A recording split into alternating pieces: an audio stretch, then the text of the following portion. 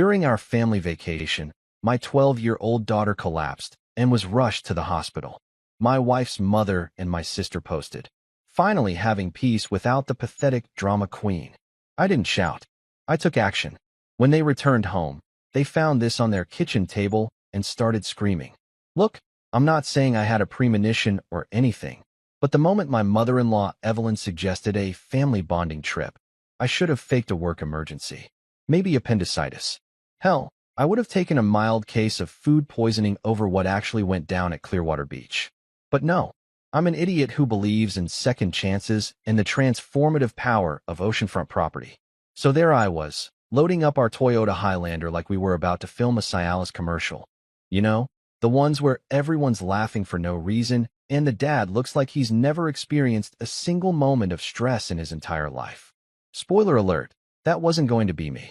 The crew for this disaster in waiting included my wife Harper, who's genuinely the only reason I hadn't already moved to a cabin in Montana, our 12-year-old daughter Lily, who's basically the human embodiment of sunshine and the only person in my life who thinks my jokes are funny, Evelyn, aka my mother-in-law and self-appointed goddess of passive aggression, who once told me my meatloaf had character.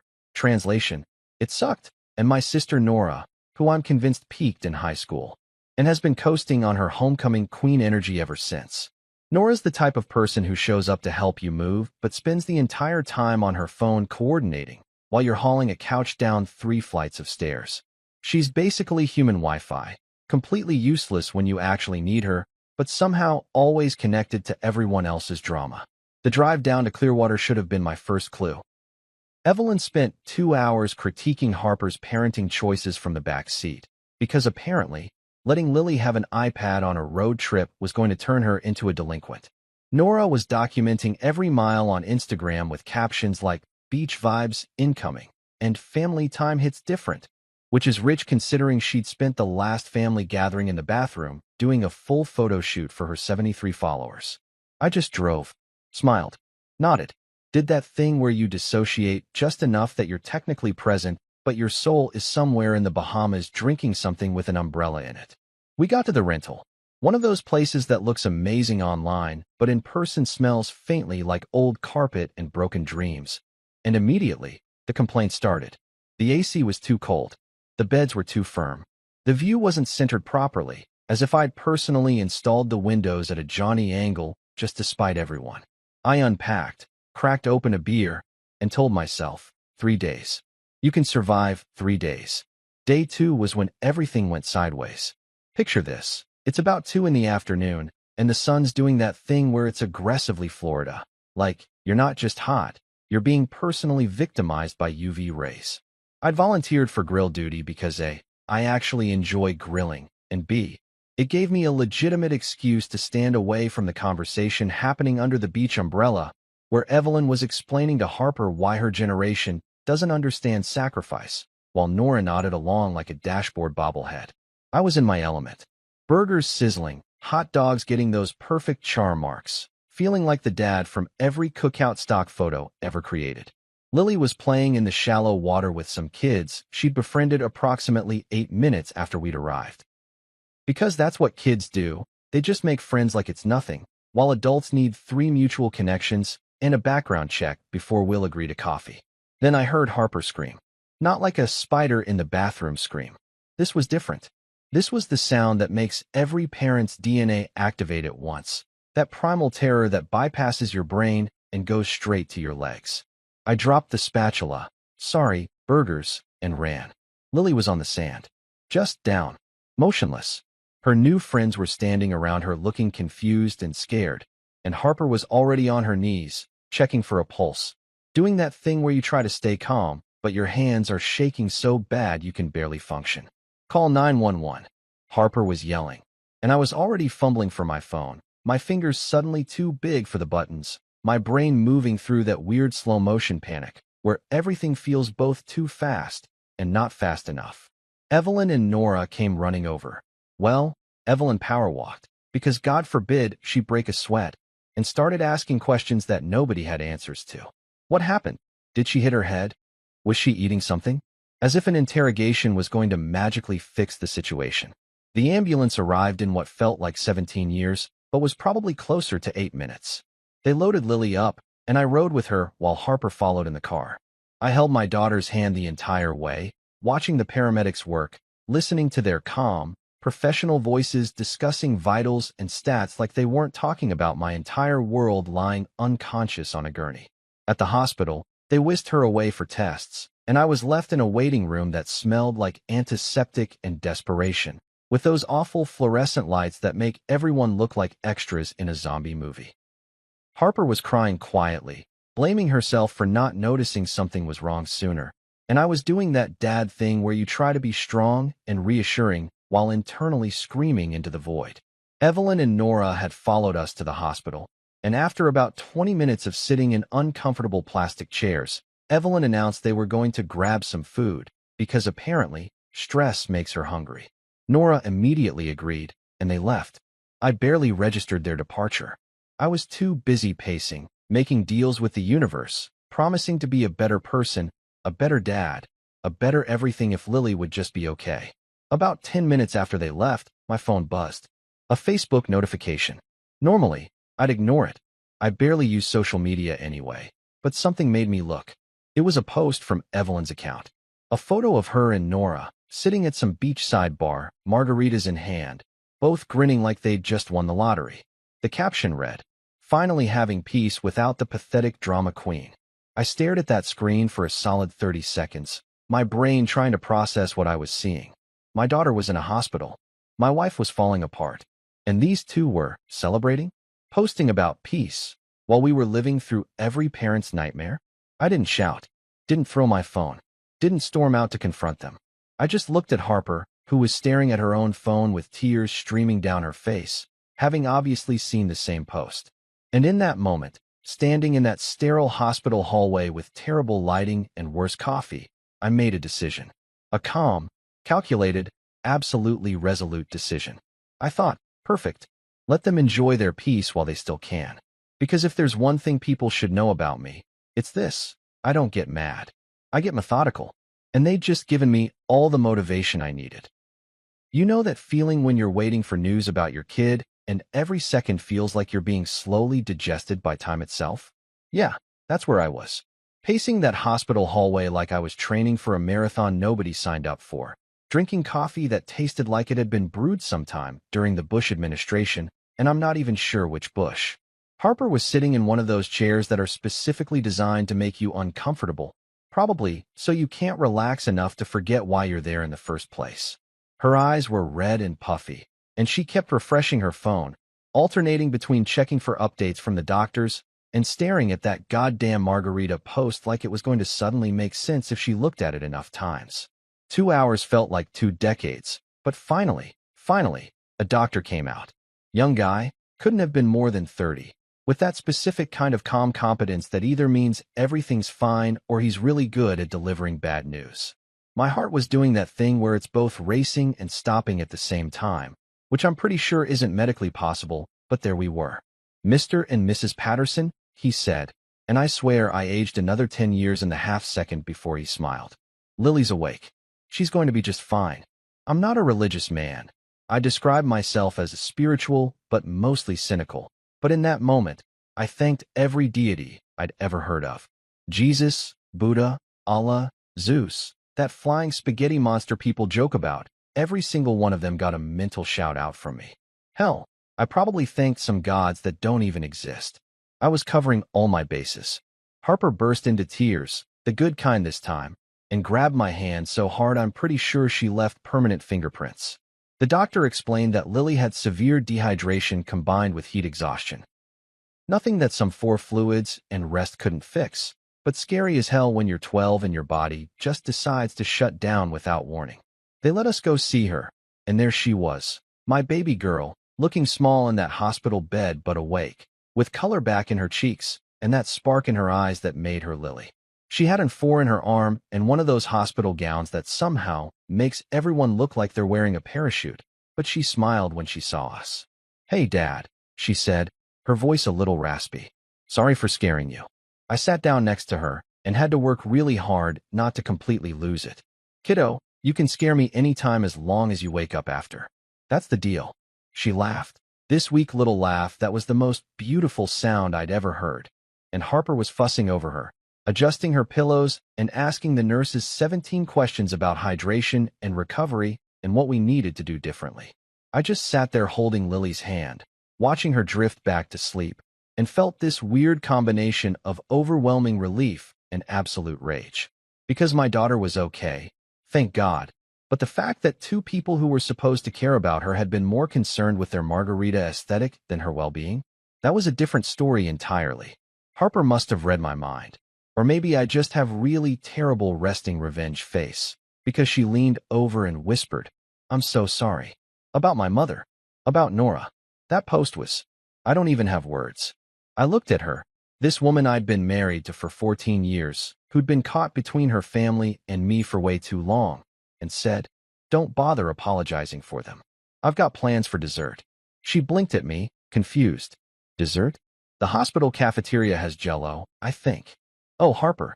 Sweet, exhausted, stressed out Harper. She thought I was talking about actual dessert. She had no idea that I was planning a 7-course meal of consequences that would make Gordon Ramsay's insults look like compliments. "Sure," I said, patting her hand. "Jell-O sounds great." About an hour later, guess who showed up? If you said, 2 people who should have been there the entire time. Congratulations, you're more optimistic than me. Evelyn and Nora waltzed into that hospital room like they were making an entrance at a charity gala, all smiles and concerned expressions that looked about as genuine as a $3 bill. "Oh, thank goodness," Evelyn said, putting her hand to her chest in this dramatic gesture that would have gotten her laughed out of a community theater audition. "We were so worried." I watched her from my chair next to Lily's bed, saying nothing. Harper jumped up to hug her mother, because Harper's default setting is keep the peace, even when the peace deserves to be absolutely shattered. Nora came over and ruffled Lily's hair like she was a golden retriever. "Feeling better, kiddo? You gave us quite a scare." "You gave us a scare?" I thought. "You weren't even here. You were busy becoming a meme template with your stupid drinks and your stupider caption." But I still didn't say anything. Just smiled, nodded, played the part of the relieved dad who was too grateful for good news to start conflicts. Then Evelyn. And I swear to God, this woman has a gift for saying the exact wrong thing at the exact wrong time. Looked at Lily sleeping peacefully and said, "Oh, good, she's alive. Oh, good, she's alive." Not, "Thank God she's okay." Not, "We were so worried about our granddaughter." Just this casual, almost inconvenienced acknowledgement of my daughter's survival, like she was commenting on the weather or the traffic. Have you ever had one of those out-of-body experiences where your consciousness just straight up leaves your physical form because it cannot deal with the reality it's currently experiencing? Where your brain goes, "Did she actually just say that? Did those words really come out of her mouth in that order? Am I having a stroke? Is this real life?" Yeah, that. Harper's face went pale. Nora at least had the decency to look uncomfortable. And I just sat there, still smiling, still nodding, my brain running calculations faster than a NASA computer. They stayed for maybe 20 more minutes, making small talk that was about as comfortable as a porcupine massage, before Evelyn announced they were exhausted and needed to get back to the hotel to rest.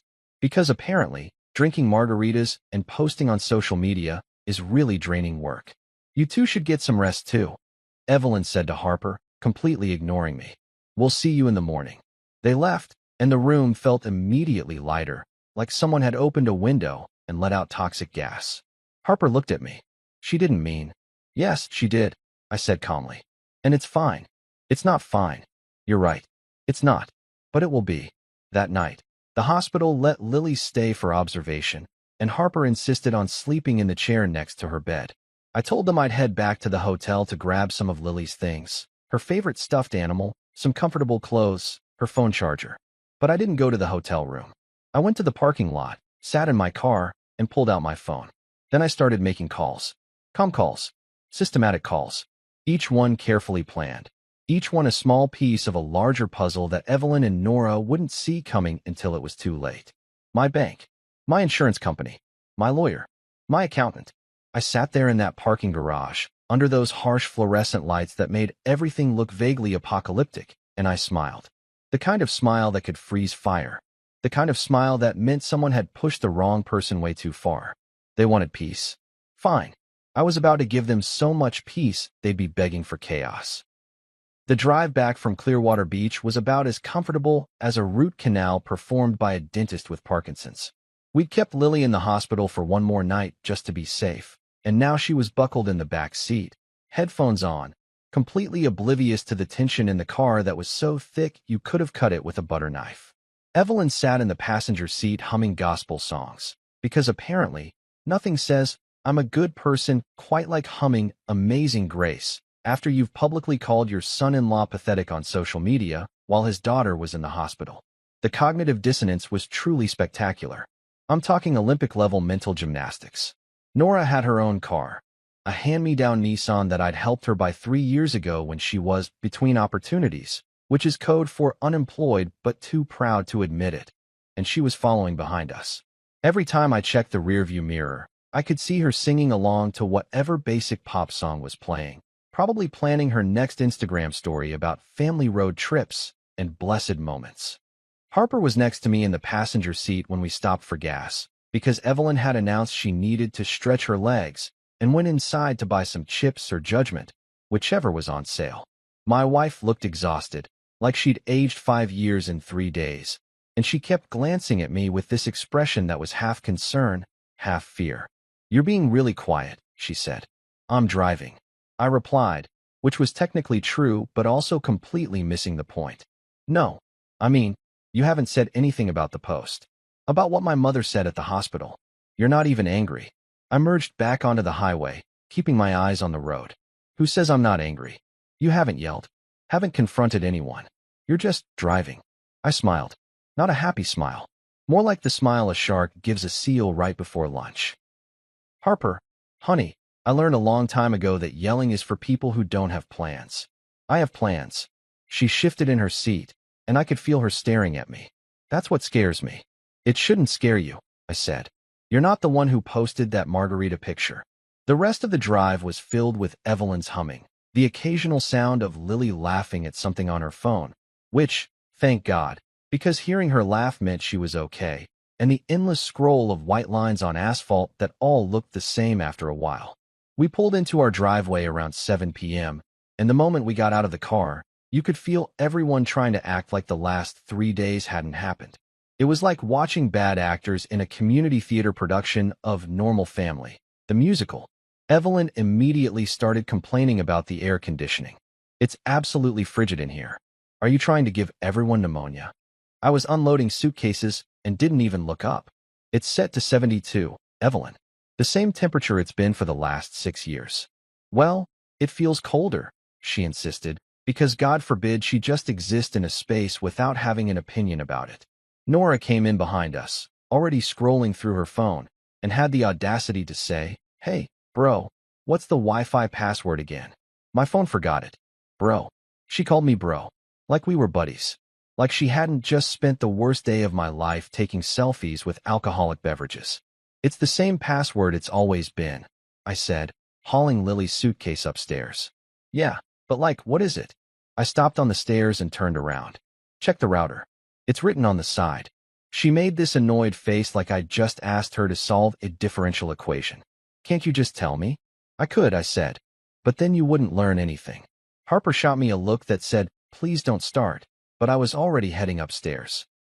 I helped Lily get settled in her room, made sure she had water and her medications. The doctor had given us electrolyte supplements and strict instructions about staying hydrated, and kissed her forehead.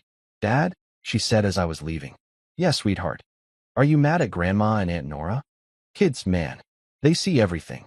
They're like little emotional surveillance cameras that you can't turn off. I sat back down on her bed. "Why would you think that?" "Because you've been super quiet, and you only get quiet when you're really mad. Like that time the neighbor's dog kept pooping in our yard, and you didn't yell. You just did something." "I trained our sprinklers to turn on when the dog got near our lawn," I said. "That's called problem solving." "Yeah, but you were mad when you did it." I couldn't lie to her.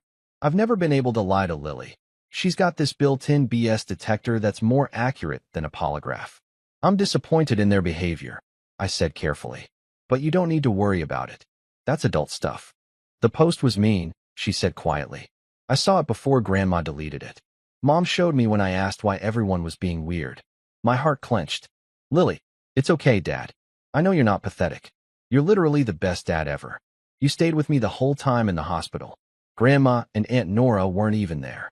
I hugged her then, probably longer than she wanted, because she eventually squirmed and said, Dad, you're crushing me. But I didn't care. This kid, this amazing, perceptive, wonderful kid who'd almost given me a heart attack 3 days ago was comforting me. Get some rest, I told her. And drink your water. Doctor's orders.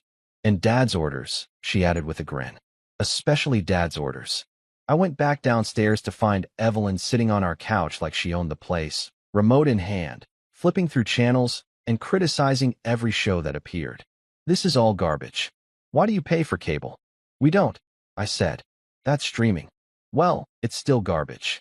Nora had apparently figured out the Wi-Fi password, technological miracle of the century, and was now sprawled across our armchair, feet up on the ottoman, recording some kind of TikTok video where she was lip-syncing to a song about being unbothered. The irony was not lost on me.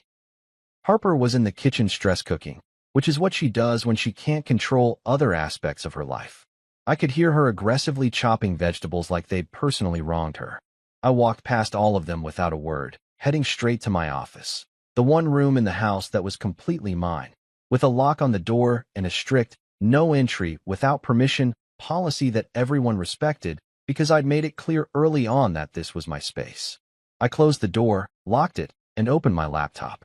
Then I pulled up the spreadsheet I'd started in the hospital parking lot. See, while everyone else was sleeping or drinking or posting on social media, I'd been working, making lists, checking accounts, reviewing documents, getting all my ducks in a row, except these ducks were more like heat-seeking missiles. Everything, and I mean everything, was in my name. The house, mine.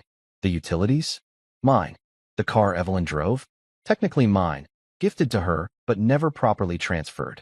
The rental property Nora had been living in temporarily for 3 years, also mine. I'd spent the last decade being the provider, the responsible one, the guy who handled all the boring adult stuff while everyone else just enjoyed the benefits. And now? Now it was time for an audit. I started with the credit cards. The shared vacation card that had paid for those margaritas? Canceled. Done. Finito.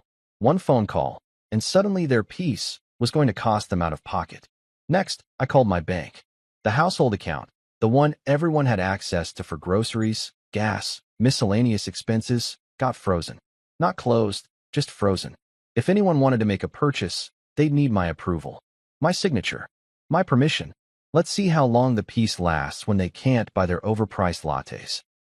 I spent the next 2 hours going through everything systematically, making changes, sending emails, documenting everything, because I'm not an idiot and I know that paper trails matter. By the time I was done, I'd essentially restructured our entire financial ecosystem, and nobody downstairs had any idea. I could hear them out there, living their lives, completely oblivious to the fact that their world was about to get significantly more complicated. Harper knocked on the door around 10 p.m. Dinner's ready. Are you coming out? I saved my documents, closed my laptop, and unlocked the door. Yeah, I'll be right there.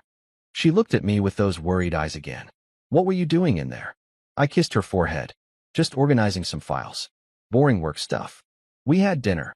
Harper's stress cooking had produced enough pasta to feed a small army, and everyone ate in silence, which was honestly the most peaceful meal we'd had in years. Evelyn went to bed early, complaining about being exhausted from the ordeal. Nora left shortly after, heading back to her rent-free apartment, completely unaware that her free ride was about to end. And me? I cleaned up the kitchen, made sure Lily was settled, and went to bed with a smile on my face. They wanted peace without the pathetic drama king? Perfect. I was about to give them so much peace they'd be drowning in it. They say revenge is a dish best served cold, but I prefer to think of it as slow-cooked. Low heat, long patience, and a result so tender it falls right off the bone. The thing about quiet revenge is that nobody sees it coming until they're already choking on it, and by then, it's way too late to spit it out. Monday morning started like any other day, except I was walking around the house with the kind of calm that comes from knowing exactly what you're doing while everyone else is stumbling around in the dark. I made coffee, the good stuff, not the garbage Evelyn bought that tasted like burnt regret, and sat at the kitchen table scrolling through my phone like I didn't have a care in the world. Evelyn came downstairs in her bathrobe, the expensive silk one that I'd bought her for Christmas 2 years ago, back when I still thought gift-giving might earn me some basic human decency. She poured herself coffee and wrinkled her nose. This tastes different. Did you change brands? Nope, I said, not looking up from my phone. Same brand as always. No, she said, which in Evelyn speak meant, I don't believe you. But I'm going to pretend I do so I can complain about it later to someone else. Harper was getting ready for work. She's a graphic designer for a marketing firm downtown. One of those jobs that sounds creative and fun until you realize it's actually just making endless revisions for clients who think Comic Sans is still acceptable. And she came into the kitchen looking stressed already, which was pretty much her default state these days. I'm taking Lily to her follow-up appointment at 11, I said. The pediatrician wants to check her hydration levels and make sure everything's normalized. Oh God, I should come with you, Harper said, immediately reaching for her phone to text her boss. Don't, I said. You've already missed 3 days of work because of the hospital. I've got this. You know I've got this. She looked at me with this mixture of gratitude and concern, like she wanted to argue, but also knew I was right. Are you sure, Harper? I successfully kept a human alive for 12 years. I think I can handle a doctor's appointment. You had help with that human, she said, but she was smiling, which was the first genuine smile I'd seen from her since before the vacation. Fine, we had help, but I'm pretty sure I pulled at least 40% of the weight. 60-40, she said. Sold.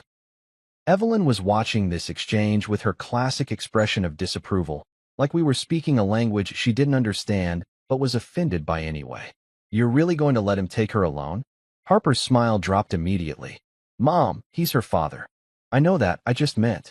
What did you mean, Evelyn? I asked, finally looking up from my phone. My voice was pleasant, cheerful even, but there was steel underneath it. Please, elaborate. I'm genuinely curious about what you think I might screw up.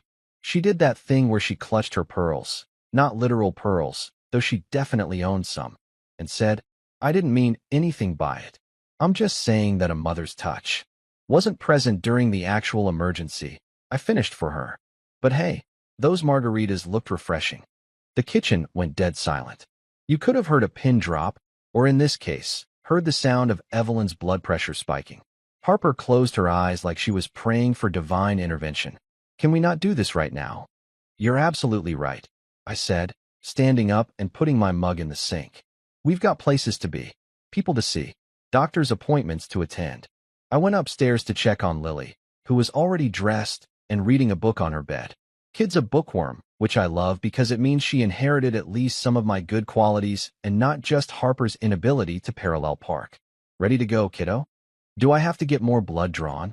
She asked, looking up from her book with concern. Probably just a finger prick to check your levels. Nothing major. She made a face. I hate needles. I know. But you know what we do after doctor's appointments where there are needles? Her face lit up. Ice cream, I confirmed. The good place, too. Not the chain restaurant nonsense. The local spot with the weird flavors. Yes. She jumped up and grabbed her backpack, because apparently, you can't go anywhere without a backpack when you're 12, even if it's just to the doctor's office. We left through the garage, and as I was backing out, I saw Evelyn standing at the kitchen window watching us leave. She had this expression on her face that I couldn't quite read, somewhere between confusion and concern, and I realized that maybe, just maybe, she was starting to sense that something had shifted. Good. The doctor's appointment went smoothly. Dr. Martinez, great guy, been our pediatrician since Lily was born, once told me he became a children's doctor because adults were too complicated. Checked Lily over, declared her hydration levels back to normal, and gave her a high five that she pretended was too childish for her, but secretly loved. Keep doing what you're doing, he told me as we were leaving. She's a healthy kid. Just make sure she's drinking plenty of water, especially in this heat. Will do, Doc. And hey, he added, lowering his voice so Lily couldn't hear from where she was checking out the fish tank in the waiting room. I saw that social media situation. My wife showed me. For what it's worth, you're handling it better than I would have. I smiled. Who says I'm handling it? He laughed. Fair enough. Good luck with whatever you're planning. We went to the ice cream place, this local spot called The Scoop that makes flavors like lavender honey and bourbon pecan, the kind of place that makes you feel sophisticated for eating ice cream at 11:30 in the morning. Lily got something called Birthday Cake Explosion that had more colors than a pride parade, and I got coffee ice cream because I'm boring and predictable and okay with both of those things. We sat outside at one of those little metal tables that are always slightly wobbly, and Lily was talking about school and her friends and some drama involving who was sitting with who at lunch, and I was only half listening because my phone buzzed. It was a text from Nora. "Hey, my card got declined at Target. Can you check if there's an issue with the account?"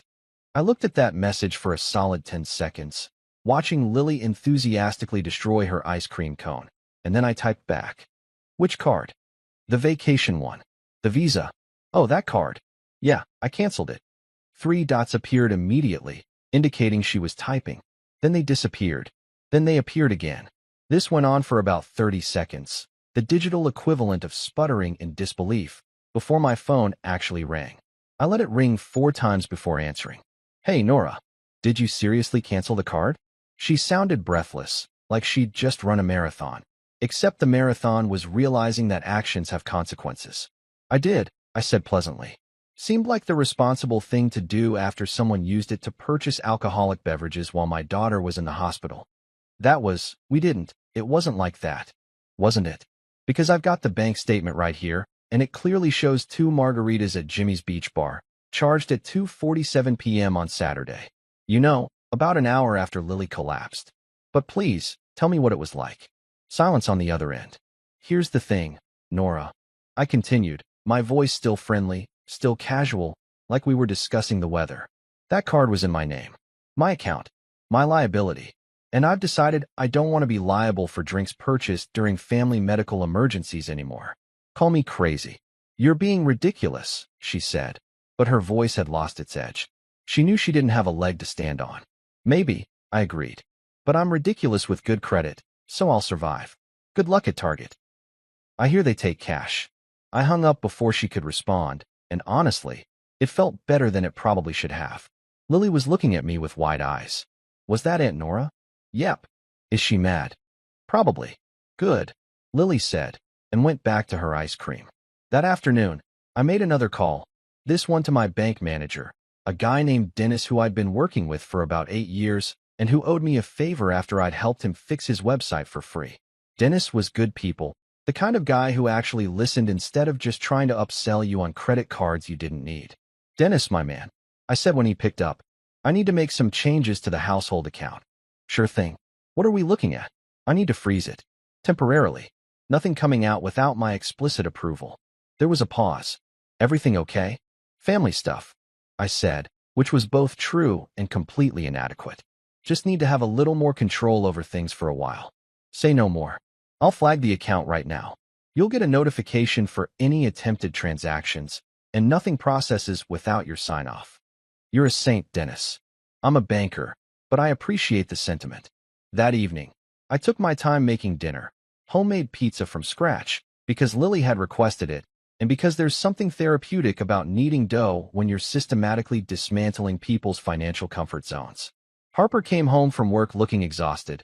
Evelyn emerged from wherever she'd been hiding all day, and we all sat down to eat like a normal, functional family.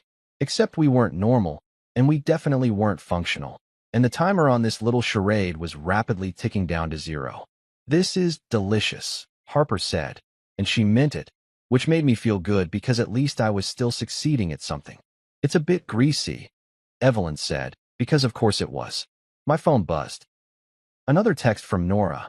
"The grocery store card isn't working either. What's going on?" I took a bite of pizza, chewed slowly, and didn't respond. Let her wonder. Let them all wonder.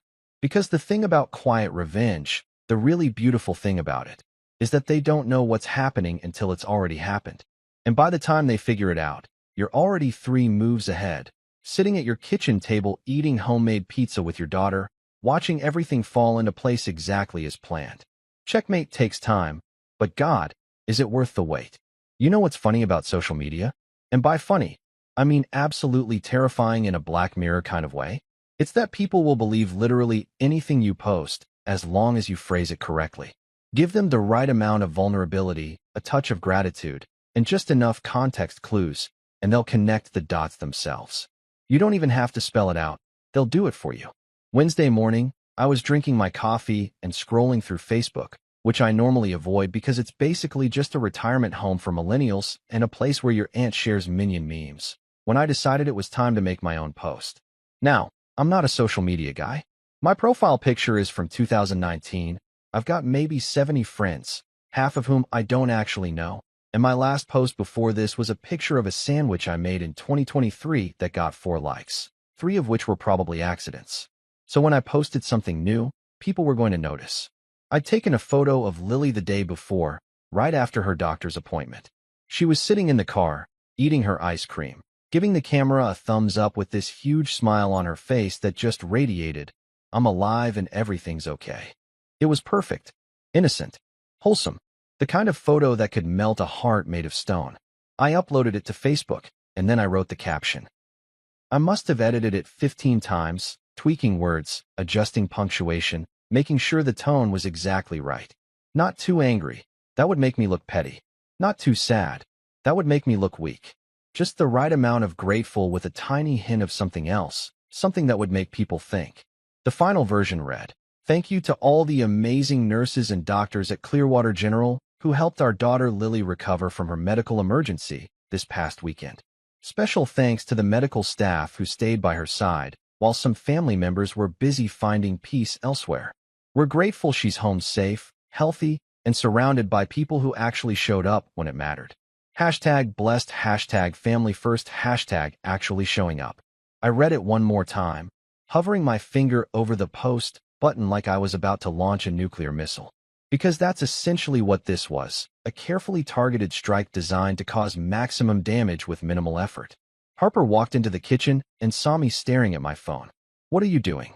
"Just posting a picture of Lily." "That's nice," she said, pouring herself coffee. "Let me see." I showed her my phone, and I watched her face change as she read the caption. Her eyes got wider with each sentence, and by the time she finished, she looked like she'd just witnessed a car accident in slow motion. "You're not actually going to post that," she said. "Why not? It's all true. I am grateful to the nurses. Lily is home safe, and some family members were busy finding peace elsewhere. That's just facts. Those aren't just facts, and you know it. That's a targeted missile disguised as a gratitude post." I smiled. "Is it though? You didn't name anyone." "Exactly. I didn't name anyone.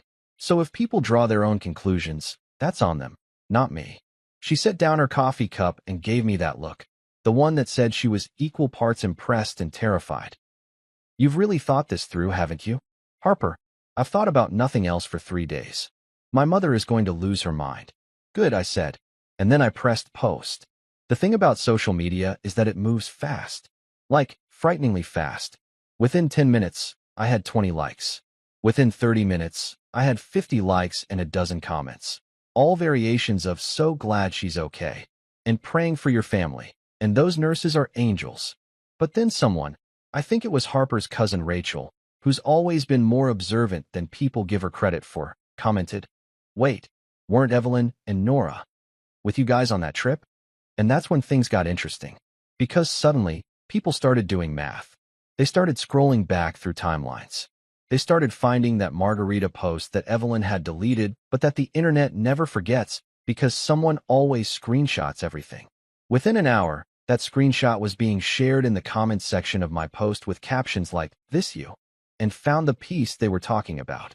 I sat there watching it unfold like I was watching a nature documentary. And here we observe the internet in its natural habitat, tearing apart someone's reputation in real time. Fascinating. Harper was pacing around the kitchen.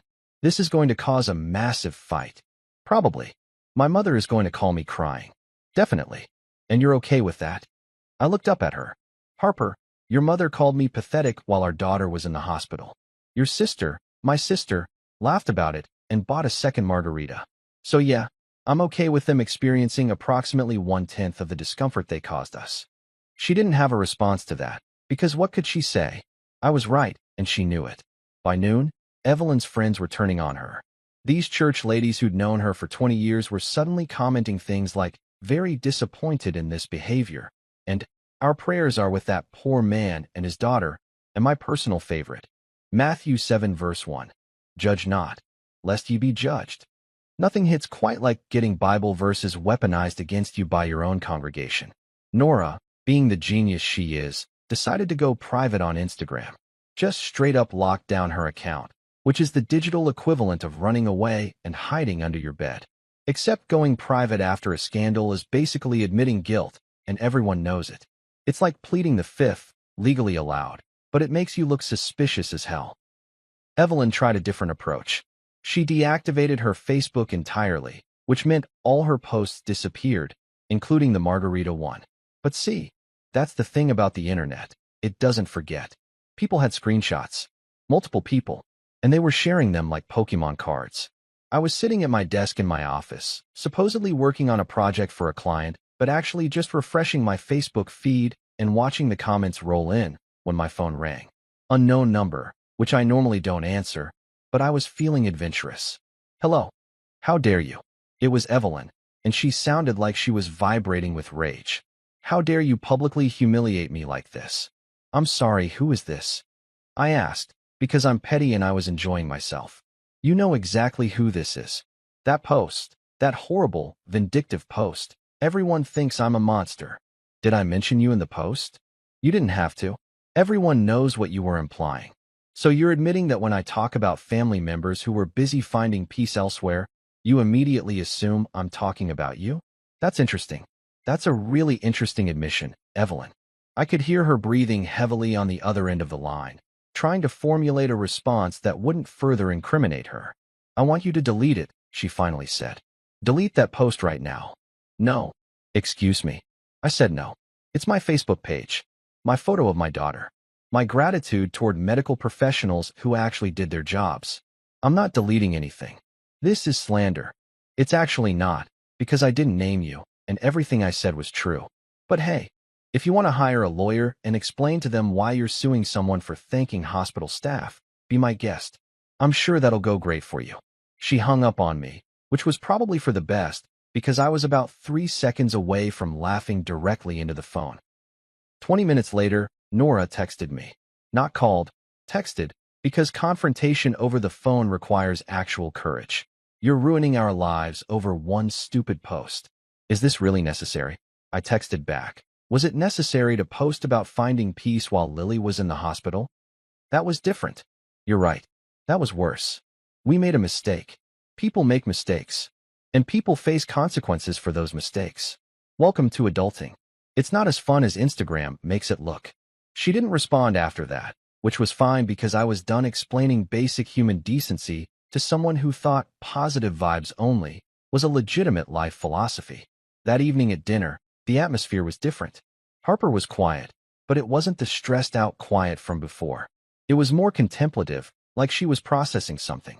Lily was oblivious, talking about her day and some TikTok video her friend had sent her about a cat that could apparently predict earthquakes. Dad, she said between bites of chicken. Jessica's mom asked if you were the guy from that Facebook post that's going around. I nearly choked on my water. What? Yeah, apparently it's been shared like 1,000 times.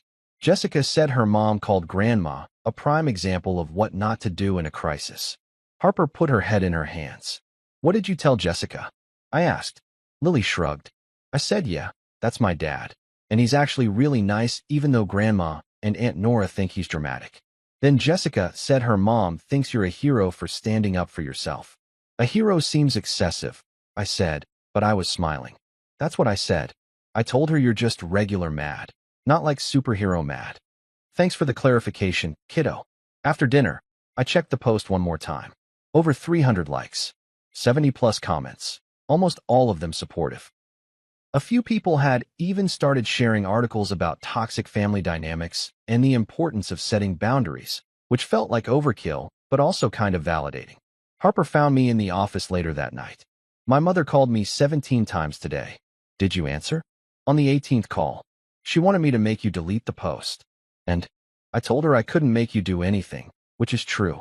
But also, she paused, biting her lip. I told her maybe she should think about why that post bothered her so much. If she didn't do anything wrong, Why is she so upset about people knowing what happened? I stood up and hugged her, because that was probably the hardest thing she'd ever said to her mother, and I knew it. I'm proud of you, I whispered into her hair. I'm terrified, she whispered back. That's how you know you're doing the right thing. That night, lying in bed, I checked my phone one last time. The post was still up, still getting likes, still spreading like wildfire through our extended social network. And somewhere out there, Evelyn and Nora were learning a valuable lesson. The internet never forgets, screenshots are forever, and you should never, ever underestimate the quiet guy who knows his way around social media. I fell asleep smiling, dreaming of margaritas I'd never have to buy. There's a certain kind of satisfaction that comes from realizing you've been holding all the cards the entire time and nobody else knew it. It's like playing poker with people who don't understand poker, except instead of chips, you're betting with cars and real estate. And instead of bluffing, you're just reading the actual rulebook that nobody else bothered to look at. Thursday morning, while the internet was still having a field day with Evelyn and Nora's greatest hits, I was sitting in my office doing something way more productive than watching comment sections explode. I was going through my filing cabinet. Now, I know what you're thinking. Filing cabinets are boring. They're the physical embodiment of adulting that nobody wants to do. But here's the thing about being organized and keeping records of everything. When the time comes to prove something or reclaim something or generally make someone's life complicated, you've got receipts. Literal receipts. I pulled out the file labeled Vehicle, Honda Accord 2022, and smiled. This was Evelyn's car, or at least, the car she'd been driving for the past 2 years like it belonged to her. I'd bought it for her birthday because Harper had begged me, saying her mother's old car was on its last legs, and it would be such a meaningful gift. So like an idiot who occasionally tries to buy his way into his mother-in-law's good graces, I dropped 35 grand on a Honda Accord with all the bells and whistles. Leather seats, sunroof, that fancy backup camera that beeps at you when you're about to hit something. The works. The title was in my name. The insurance was in my name.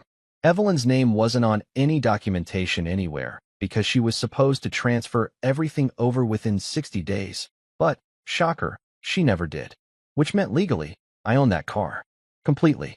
Totally. Without question. I called my insurance company first. Got connected to a representative named Tammy who sounded like she'd had about 6 cups of coffee and was ready to process paperwork at superhuman speeds. Hi, Tammy. I need to remove a vehicle from my policy. Sure thing. Which vehicle are we removing? The 2022 Honda Accord. Okay. And is there a reason for the removal? Selling it, totaling it, or just not using it anymore? Reclaiming it, actually. It's been in someone else's possession, but the title's in my name, and I'm taking it back. Oh, Tammy said, and I could hear the curiosity in her voice. Family situation? You could say that. Say no more. I've got 3 ex-husbands. I understand completely. Give me 2 minutes. God bless Tammy and her 3 ex-husbands. Within 5 minutes, the insurance was canceled on that car, which meant Evelyn was now driving around an uninsured vehicle, which is both illegal and incredibly stupid. But I'm a generous guy, so I sent her a text. FYI, insurance on the Accord has been canceled. You're driving uninsured. Thought you should know before you get pulled over. She called immediately. I let it ring. Then she texted, "You can't do this." I texted back, "Actually, I can. It's my car. Check the title. Harper gave me that car. Harper convinced me to buy you that car." Important distinction. The name on all the paperwork is mine. Always has been. This is theft. It's actually the opposite of theft. It's me taking back my own property. But I'm sure your lawyer would love to hear your version. She stopped responding after that, probably because she'd consulted Google and realized I was right. Or maybe she'd called an actual lawyer who'd told her she didn't have a case. Either way, the silence was golden. Next up, Nora and her rent-free paradise. See, about 3 years ago, Nora had hit what she called a rough patch, which was her way of saying she'd quit her job to pursue her influencer dreams and discovered that 17 followers and a ring light from Amazon don't actually pay rent. She'd asked if she could stay in one of my rental properties just for a couple months while she got back on her feet. Those couple months turned into 3 years. 3 years of no rent, no utilities, nothing. Just Nora living in a 2-bedroom apartment in a decent neighborhood, posting selfies and occasionally working part-time at a juice bar where she got paid in smoothies, and exposure. The property was worth about $1,800 a month in rent, which meant over 3 years, she'd live there for free to the tune of approximately $64,800. $64,000.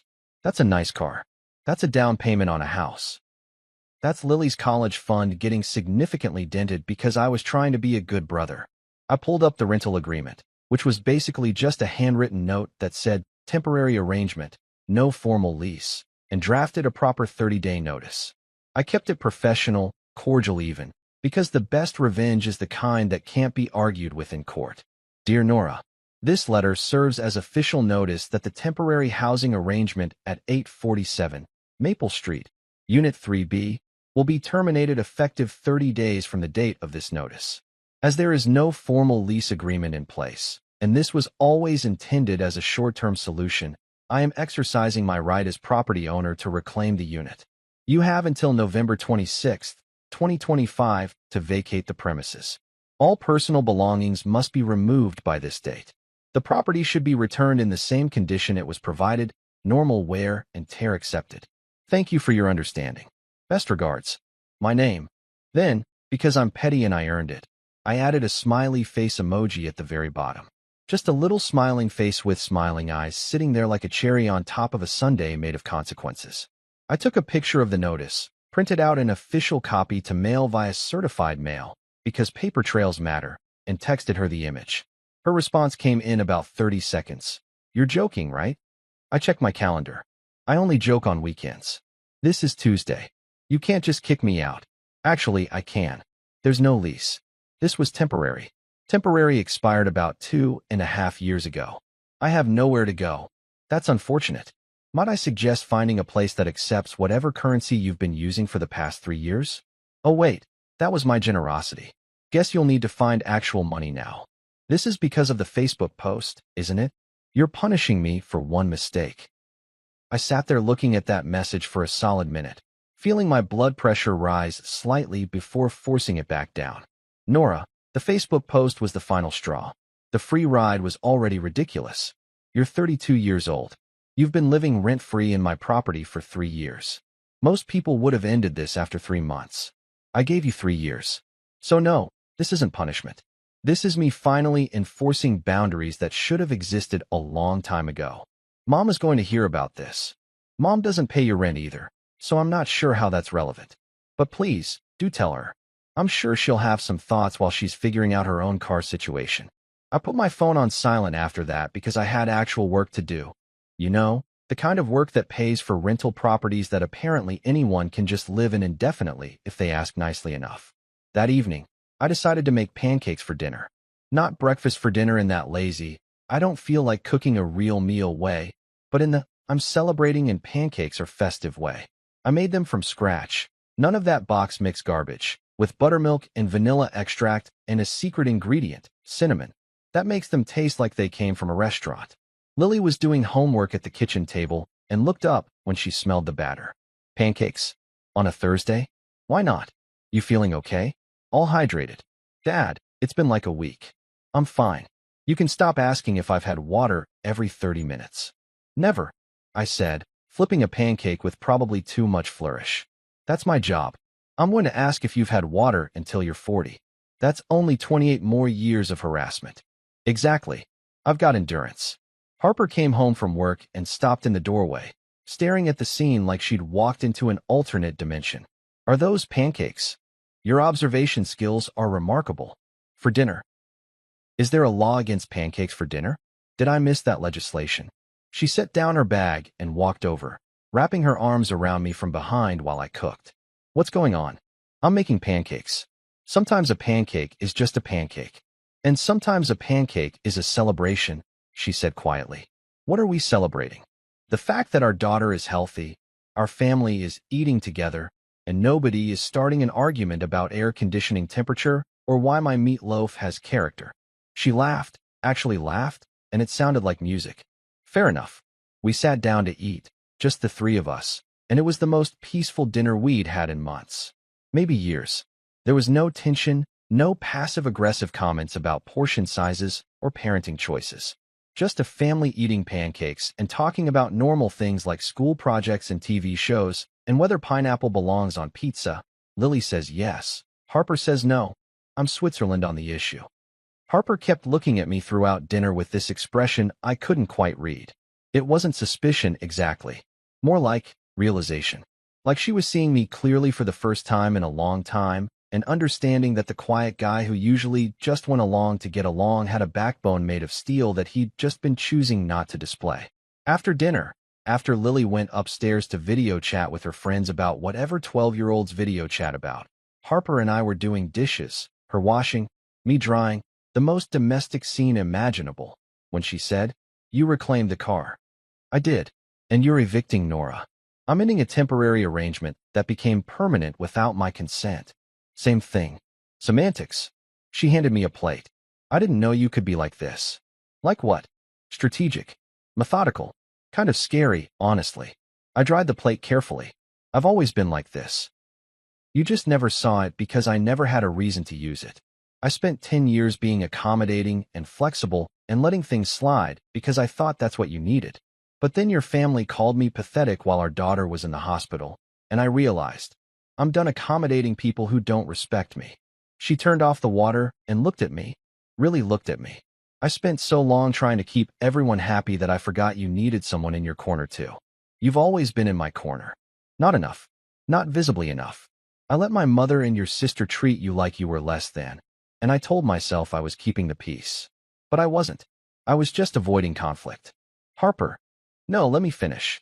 What you're doing, the post, the car, the apartment, it's not revenge. It's accountability. And I should have backed you up on this years ago. I pulled her into a hug right there in our kitchen, with soap suds still on her hands and dish water dripping onto the floor. Better late than never. Your pancakes were really good, she whispered. I know. And for the first time in a week, maybe longer, everything felt right. You ever spend time meticulously planning something, and then get so excited about the execution that you can barely sleep? That was me on Friday night. I was like a kid on Christmas Eve, except instead of waiting for Santa, I was waiting to watch two grown adults discover that actions have consequences and consequences have paperwork. I'd spent the better part of Friday afternoon preparing what I can only describe as a care package from hell. Nothing illegal, nothing unethical, just cold, hard documentation presented in a way that would make a lawyer weep with joy at how thoroughly everything was covered. I went to Office Depot, because where else do you go when you need to print the physical manifestation of someone's mistakes? And bought one of those big brown manila envelopes. The heavy-duty kind that says, "This is official business," without needing to say anything at all. Then I printed everything on proper cardstock, not regular printer paper, because if you're going to serve someone a reality check, it should at least look professional. The contents of my little gift basket included a printed screenshot of the Margarita Post, complete with timestamp and geolocation data, showing they were at Jimmy's Beach Bar exactly 1.3 miles from the hospital where Lily was being treated. I'd even highlighted the caption in yellow, "Finally having peace without the pathetic drama queen," because sometimes you need visual aids. A copy of the 30-day eviction notice for Nora, signed, dated, and notarized because I'm nothing if not thorough. I'd included a helpful spreadsheet showing exactly how much free rent she'd received over 3 years, $64,800, just in case she wanted to reflect on her savings. The car repossession documentation for Evelyn, including copies of the title, in my name, the original purchase receipt, my credit card, and the insurance cancellation confirmation. I'd paperclipped a printout of Florida vehicle laws regarding ownership and operation of uninsured vehicles, with the relevant sections highlighted. And finally, a handwritten note on my personal stationery, because I'm petty but I have standards, that simply read, "Peace granted." Indefinitely. I arranged everything in the envelope with the care of someone assembling a bomb, which, in a metaphorical sense, I guess I was. Then I sealed it and wrote on the front in my neatest handwriting, "For the Queens of Peace." Saturday morning, Harper woke up to find me already dressed and drinking coffee with an expression that she later described as disturbingly cheerful. "What are you planning?" she asked, eyeing me suspiciously. "Me? I'm not planning anything. The planning is done. Now we're in the execution phase." That's not reassuring. It's not supposed to be. Evelyn and Nora had announced on Friday that they were going shopping Saturday morning. Some big sale at the outlet mall about 40 minutes away.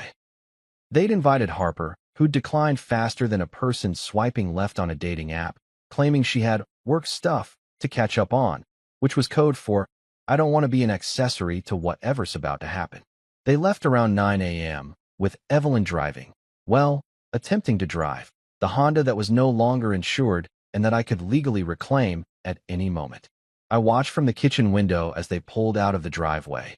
Nora in the passenger seat, probably already planning her Instagram content for the day, completely oblivious to the fact that their lives were about to get significantly more complicated. I waited exactly 30 seconds after they left, then walked over to the kitchen table and placed the envelope right in the center. Not off to the side where it might be missed. Not under something else. Dead center, impossible to ignore, like a centerpiece at a dinner party except instead of flowers, it was documentation of their own behavior. Lily came downstairs and saw it immediately. What's that? A gift. For who? Grandma and Aunt Nora. She walked over and read the label, then looked at me with eyes that were way too knowing for a 12-year-old. You're really doing this, huh? Doing what? I'm just leaving some important documents for them to review.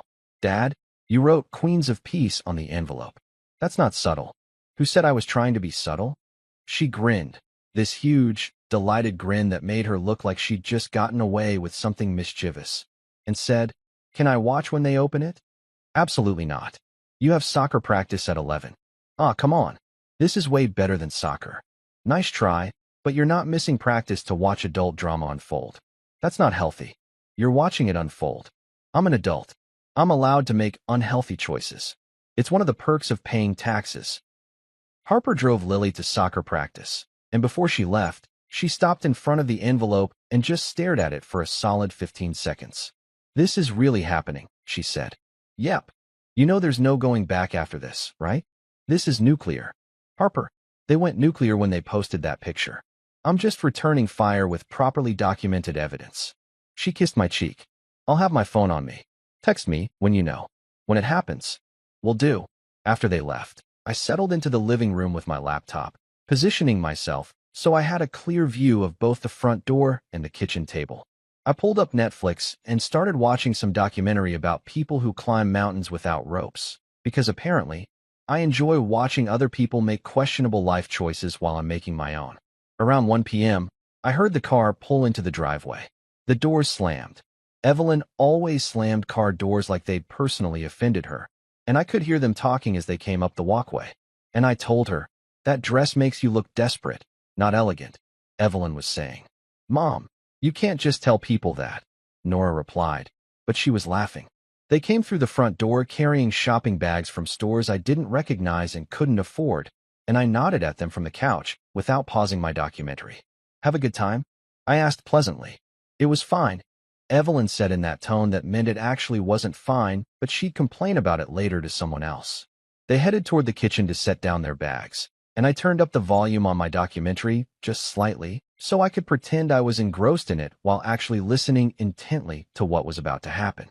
There was silence for about 5 seconds. Then Nora's voice. What's this? More silence. I imagined them staring at the envelope, reading the label, trying to decide whether to open it or pretend they hadn't seen it. Did he leave this? Evelyn asked, her voice already taking on that sharp edge that meant she was getting defensive before she even knew what she was defending against. Who else would write Queens of Peace? Nora said. Should we open it? Of course we should open it. It's probably just him being dramatic again. I heard the envelope being torn open. Evelyn had never been good at opening things carefully, and then rustling of papers. More silence. Longer this time. The kind of silence that feels heavy, like the air pressure changed and everyone's ears just popped simultaneously. Then, what the? That was Nora. Her voice had this quality to it that I can only describe as someone realizing they've been playing checkers while everyone else was playing chess. He can't do this, Evelyn said, but her voice was shaking. He can't just. There's a spreadsheet, Nora said, and she sounded like she was reading from a script in a horror movie. Mom, there's a spreadsheet showing how much rent I haven't paid. It's like $60,000. $64,800. I called from the living room, not looking away from my documentary. Rounding errors matter. You. Evelyn appeared in the doorway to the living room, clutching the papers like they were evidence at a murder trial, which I guess in a way they were. Her face was red, not the cute, embarrassed red, more like the my blood pressure just hit the stratosphere red. This is ridiculous. You can't repossess my car. It's not your car, I said calmly, finally pausing the documentary because this was too good to miss. It's my car. Always has been. Check the title. Oh wait, you did. It's in the envelope. Harper gave me that car.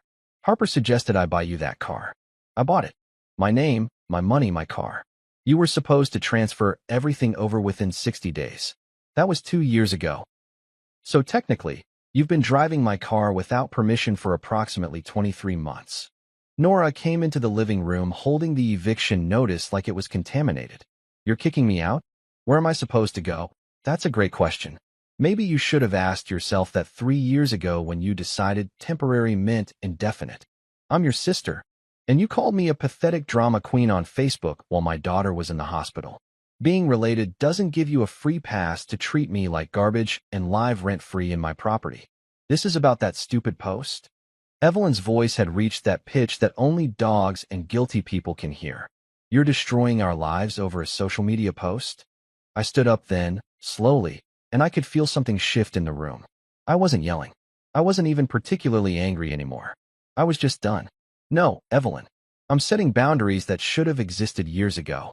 The post was just the moment I realized I've been enabling your behavior by being too nice, too accommodating, too willing to let things slide, because I thought that's what family did. But family doesn't post margarita pictures while a 12-year-old is in the hospital. Family doesn't call each other pathetic. And family sure as hell doesn't take advantage of someone's generosity for years and then act shocked when that generosity runs out. This is cruel, she said, and I swear I could see tears forming. Real or manufactured, I couldn't tell and didn't particularly care. No, cruel was your behavior last weekend. This is accountability. There's a difference. Nora threw the eviction notice onto the coffee table. I can't believe you're doing this. Really? You can't believe it? After everything, you're genuinely surprised that actions have consequences? They both just stood there, looking at me like I'd grown a second head, and I realized that in all the years they'd known me, they'd never actually seen me stand up for myself. They'd seen me accommodate, compromise, bend over backward to keep the peace. But they'd never seen me draw a line and defend it. Harper had been right. This was scary, for them, anyway. For me, it felt like finally exhaling after holding my breath for a decade. The note says, peace granted. Indefinitely, Evelyn read from the paper, her voice dripping with sarcasm. What's that supposed to mean? I smiled. It means you wanted peace without the pathetic drama king. So I'm granting your wish. You can have all the peace you want, away from me, my family, my property, and my resources. Enjoy it. From somewhere outside, I heard Harper's car pull into the driveway. She must have gotten my text. I'd sent it the moment I heard the envelope being opened. Bomb detonated. Come home. The front door opened, and Harper walked in with Lily, who took one look at the scene and whispered, "Oh man, I missed it." Language, Harper said automatically, but she was looking at her mother and sister with an expression I'd never seen before. Not quite pity, not quite anger. Something in between. Harper. Evelyn turned to her daughter like she was a life raft in a stormy sea. Talk to him. Make him stop this insanity. Harper set down her purse very carefully, walked past her mother and sister without acknowledging them, came straight to me, and kissed me. Right there, in front of everyone. Then she turned around and said, "No." Just that one word. Simple. Final. Devastating. "No," Evelyn repeated, like she didn't understand the language. "No, I won't talk to him. Because he's right. And I should have said something years ago." The silence that followed was so profound you could have heard a pin drop in the next county. You know what's wild about small towns? Well, suburbs, technically, but they function like small towns when it comes to gossip. Information spreads faster than a grease fire in a kitchen full of paper towels. One minute you're having a private confrontation in your living room, and the next minute, the entire neighborhood knows that Evelyn Patterson got served a reality check with a side of documentation. I'm not sure who leaked it first. Maybe it was Harper's cousin Rachel, who has a PhD in other people's business and treats social drama like it's her dissertation. Maybe it was someone from Evelyn's church who'd already seen the margarita post and was just waiting for the next installment of this particular train wreck. Or maybe, and this is my personal theory, the universe just decided that Evelyn and Nora's downfall needed a bigger audience. By Sunday morning, my phone was blowing up with texts from people I hadn't heard from in months. My college roommate sent me a message that just said BRO, followed by 17 flame emojis. My Aunt Grace, the only sane relative on my side of the family, called me laughing so hard she could barely breathe and said, "I always knew you had it in you. I just didn't know you'd be so elegant about it." Elegant? I said. I literally wrote Queens of Peace on an envelope. Exactly. Elegant savagery. It's an art form. But the real entertainment came from watching Evelyn try to control the narrative. See, she's one of those people who's deeply invested in her reputation. She's on 3 church committees, volunteers at the community center, and has spent years cultivating this image of herself as a pillar of the community. You know, the kind of person who brings homemade casseroles to funerals and always knows exactly which Bible verse to quote for maximum impact. So when word got out about what had actually happened at Clearwater Beach, and then what had happened with the envelope, her carefully constructed image started cracking like a windshield after a rock hit. Sunday morning, she went to church. Because of course she did. Evelyn would go to church during the apocalypse, probably to complain about the quality of the horsemen. Harper had warned me that her mother was planning to set the record straight with their congregation, which I knew was code for spin this story so hard it could generate renewable energy. I didn't go to church. I'm more of a spiritual but sleeping in on Sundays kind of guy. But Harper went, mostly because she wanted to witness whatever was about to happen. She took Lily with her, told me to stay home and avoid adding fuel to the fire, which I interpreted as please don't show up and make this worse by existing. They got back around noon, and Harper walked in with this expression that I can only describe as, I just watched a car crash in slow motion and couldn't look away. Well, I asked from the kitchen, where I was making grilled cheese sandwiches because it was Sunday and I'd earned simple pleasures. Your mother-in-law just gave a performance that would make Meryl Streep jealous, Harper said, dropping her purse on the counter. She told half the congregation that you're a cold, calculating man who humiliated his family over a simple misunderstanding. A simple misunderstanding? That's what we're calling it now. Oh, it gets better. She said you were punishing her for one tiny mistake, and that she's the real victim here because you've stolen her car and made her granddaughter watch family members fight. I flipped a grilled cheese. That's impressive. She managed to make herself the victim, blame me, and weaponize Lily all in one statement. That's efficiency. Dad, it was wild, Lily chimed in, grabbing a juice box from the fridge. Mrs. Henderson, you know, the pastor's wife? She literally stood up in the middle of Grandma's speech. Oh no, I said, grinning. What did Mrs. Henderson say? Harper started laughing, the kind of laugh that comes from witnessing something so perfectly timed it almost seems scripted. She said, and I quote, Evelyn, I saw the margarita post. Several of us did, before you deleted it. So maybe we should talk about what actually happened instead of this revised version you're presenting. I stopped flipping grilled cheese and just stared. Mrs. Henderson said that? To Evelyn? In church. In front of like 80 people, Lily added gleefully. Grandma's face turned purple. Like, actually purple. I didn't know faces could do that. What happened then? Harper was still laughing. Your mother-in-law tried to backtrack, said the post was taken out of context, that she and Nora were just trying to stay positive during a difficult time. Then Mrs. Henderson, God bless this woman. I'm sending her a Christmas card, said positive. You captioned it about finding peace without a pathetic drama queen while your son-in-law's daughter was in the hospital. That's not positivity, Evelyn. That's cruelty. I love Mrs. Henderson, I said. I'm adding her to my will. She's not done, Harper said, wiping tears from her eyes. Then she said that maybe instead of asking the congregation for sympathy, your mother should be asking for forgiveness for treating her family poorly. Then she sat down. Just sat down like she delivered a closing argument at trial. Please tell me someone recorded this. 3 people were definitely holding up their phones. I served grilled cheese sandwiches to my wife and daughter, feeling a warmth in my chest that had nothing to do with the hot stove. So I'm guessing Evelyn didn't stick around for the post-service coffee hour? She left immediately, Harper said. Didn't even wait for the final hymn. just grabbed her purse and power walked out of there like the building was on fire. Where's she now? No idea. She's not answering my calls. My phone buzzed then, a text from Nora. I'd been getting texts from her pretty regularly since Saturday afternoon, each one progressively more desperate and angry, cycling through the 5 stages of grief, except instead of acceptance at the end, she just circled back to anger. This one read, "You ruined my stability. I hope you're happy." I showed it to Harper, who rolled her eyes so hard I'm surprised she didn't strain something. I texted back, "You ruined my vacation."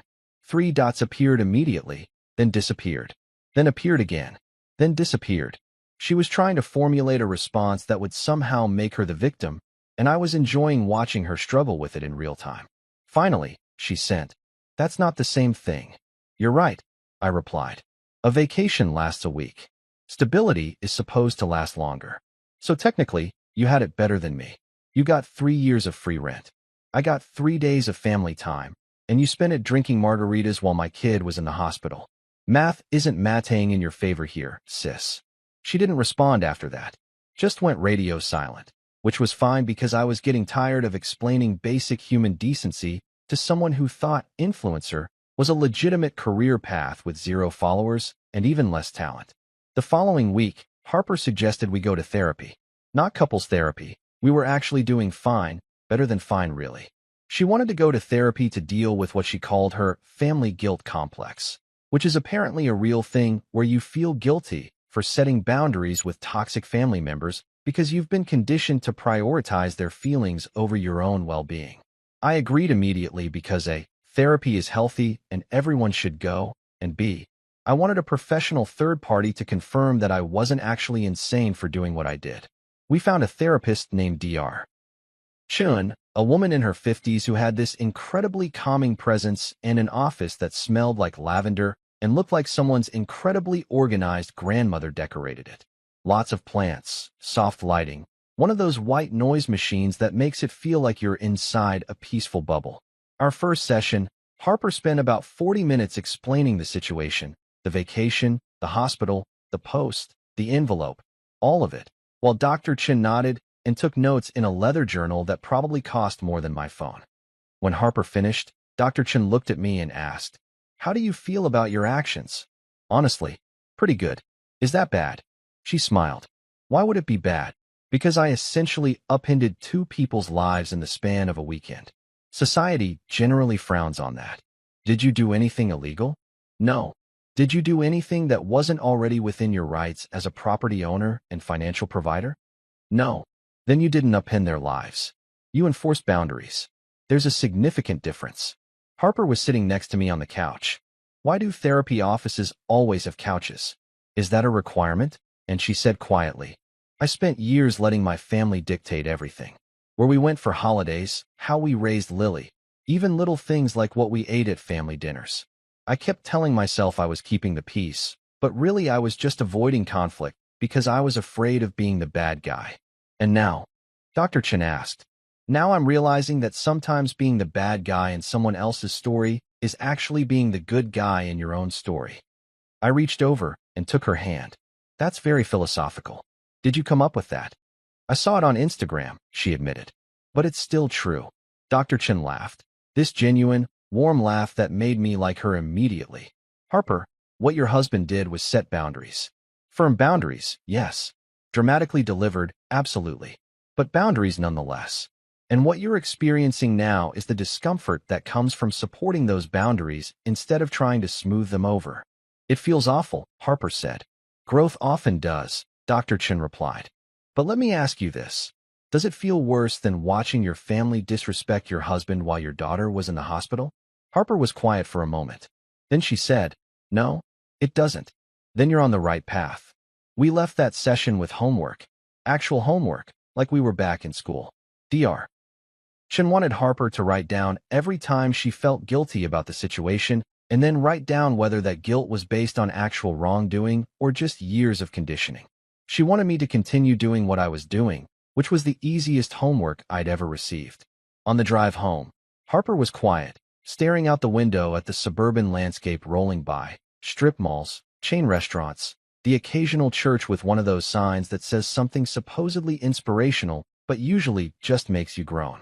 Thank you, she said suddenly. For what? For not backing down. For standing up for yourself. For showing me what boundaries actually look like instead of just talking about them. Harper, you don't have to thank me for. Yes, I do. Because I should have done it years ago, and I didn't. I let my mother criticize you. Let Nora take advantage of you. Told myself it was easier to just deal with it than make waves. But you know what I realized in therapy? What? Making waves is sometimes the only way to not drown.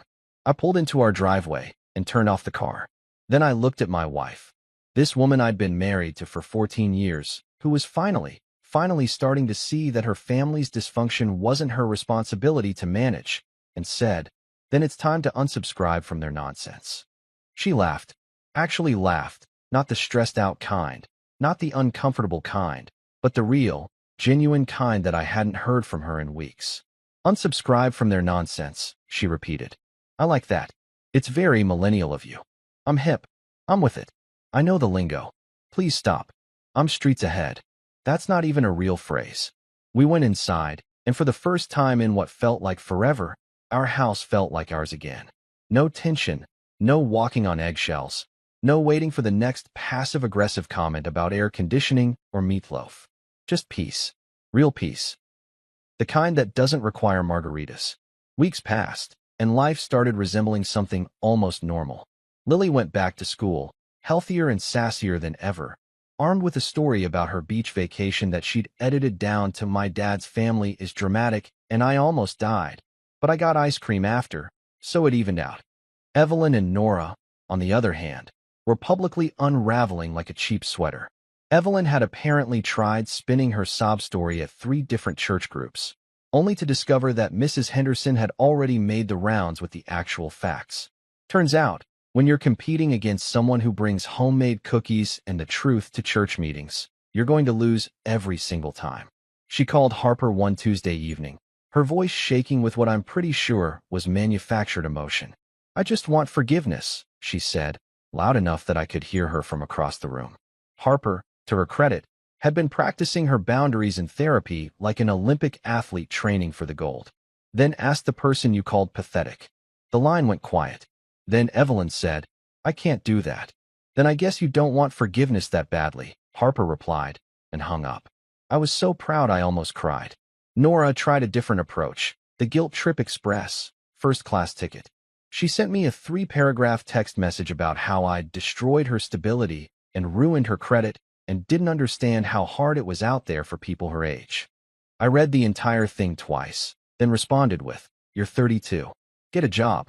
She sent back a middle finger emoji, which I considered a win because at least she'd finally been honest about her feelings. Meanwhile, I'd been busy doing something actually productive. I met with my lawyer, a guy named Rick who charged way too much but was worth every penny, and set up a family trust. Everything went into it. The house, the cars, the rental properties, the savings accounts. Harper and Lily were listed as co-trustees. No more outsiders with access. No more temporary arrangements that lasted years. No more generosity being weaponized against me. Rick looked over the paperwork and said, This is extremely thorough. You're basically building a fortress. Good, I said. I'm tired of people walking through unlocked doors and complaining about the furniture. The fortress was officially closed for business. Months rolled by like credits at the end of a movie nobody wanted to sit through anyway. Life became remarkably simple once we stopped accommodating people who treated kindness like a weakness and boundaries like suggestions. Thanksgiving came and went without the traditional drama, mostly because we didn't invite the usual suspects. Christmas was quiet, peaceful, and featured exactly 0 passive-aggressive comments about my cooking. It was almost unsettling how normal everything felt, like we'd been living in a storm for so long that sunshine felt suspicious. By March, I decided we'd earned a celebration. Not a big one. I'm not trying to rub anyone's face in anything. Just a small backyard barbecue with the people who'd actually shown up when it mattered. I invited my Aunt Grace, who's basically the only person on my side of the family with functioning emotional intelligence. She showed up with potato salad and stories about her wild days in the 70s that would probably get her arrested today. My cousin Jonah came too, Grace's son, a software engineer who once told me he respected how I handled my business like a well-commented code. Clear, functional, and impossible to misinterpret. It was just the five of us. Me, Harper, Lily, Grace, and Jonah. No tension, no weird undercurrents. Just people who actually liked each other eating burgers and laughing about normal things. Lily was helping me grill when she suddenly raised her orange juice and said, "To peace." I clinked my beer bottle against her juice box. The kind without margaritas. "Still not over that, huh, Dad?" she said, grinning. "Kiddo, I'll be over it when I'm dead." Maybe. Harper was sitting with Grace and Jonah, and I heard her laugh. That real laugh I'd been hearing more and more lately. The one that sounded like freedom. Grace was telling some story about a protest she'd attended in 1973 that may or may not have been legal, and Jonah was recording it on his phone for the family archives, which definitely meant he was going to use it to roast his mother at future gatherings. This was family, not the people who shared your blood and treated you like garbage. The people who showed up, who cared, who didn't post margarita pictures during your worst moments. Evelyn and Nora hadn't been back since the envelope incident. Evelyn had moved in with her sister in Tampa, probably complaining about the humidity and anyone who would listen. Nora had found a roommate situation somewhere and was apparently working at a real job, which I heard through the grapevine and chose to file under good for her, not my problem. But every Christmas, I still sent them cards. Simple ones, nothing fancy. Just a family photo. Me, Harper, and Lily looking happy, and a single line inside, "Still peaceful. Hope you are too." Harper asked me once why I bothered. Why send them anything at all?